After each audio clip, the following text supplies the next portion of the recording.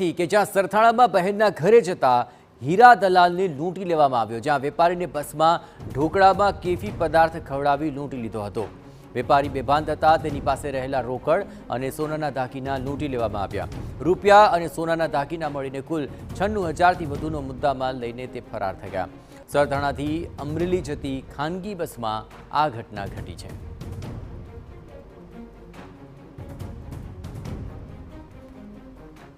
વધુ વિગતે વાત કરવા જોડાઈ રહ્યા છે ટીવી9 સંવાદદાતા બલદેવ। આખરે ખાવામાં આખરે કેફી પદાર્થ નાખીને આ પ્રકારે તેને પકડવામાં આવે છે। આ મામલે કાર્યવાહી શું કરાઈ?